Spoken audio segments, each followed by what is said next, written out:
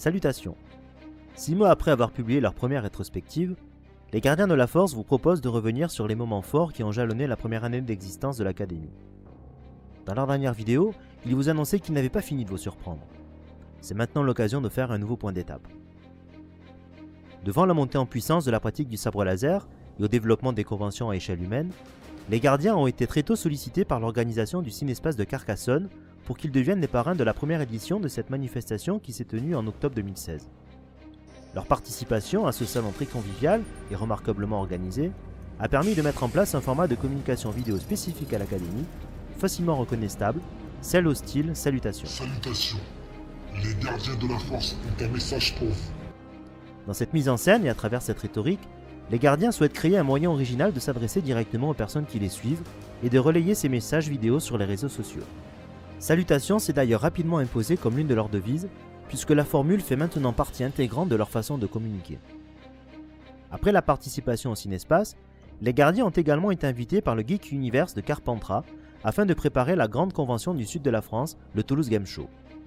Là, sur la scène principale du TGS, ils se sont produits devant plus de 5000 personnes et ils ont communié avec tout ce public très enthousiaste à travers un mannequin challenge improvisé qui restera l'un des meilleurs souvenirs de scène.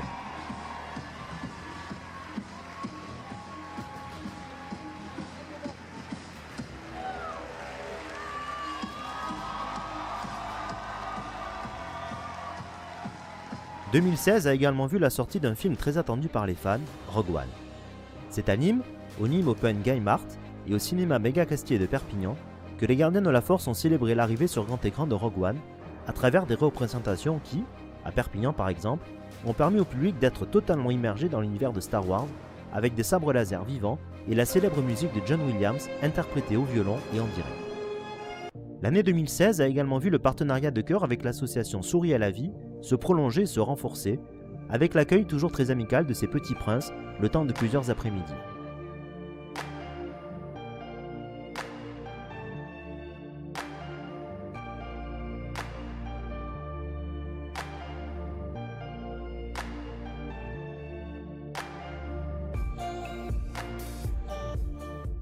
Enfin, c'est au cours de cette même année que les Gardiens décident de fonder le collectif de la Saber Alliance France, dont la vocation est de réunir les écoles enseignant l'art du sabre laser, tout en leur permettant de garder leur spécificité, sans les contraintes administratives et parfois morales de certaines ligues ou fédérations.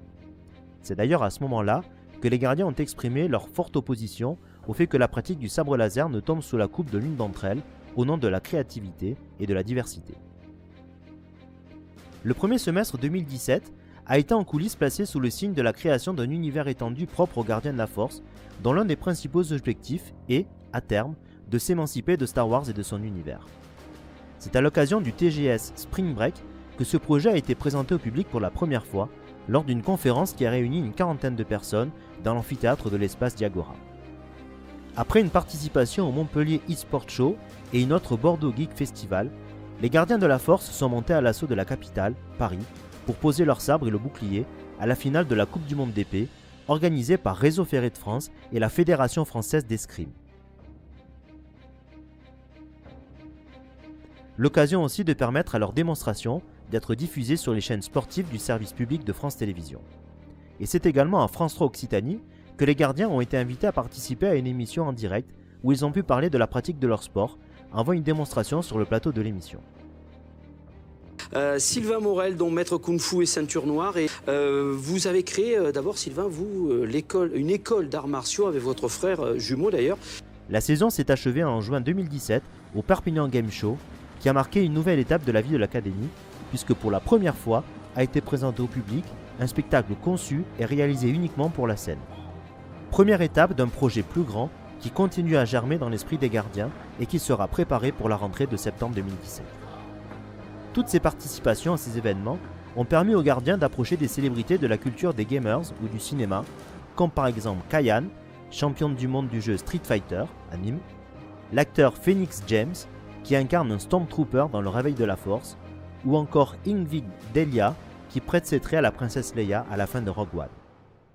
L'aventure des Gardiens continue, et bientôt, elle prendra une autre dimension. Mais ça, c'est une autre histoire.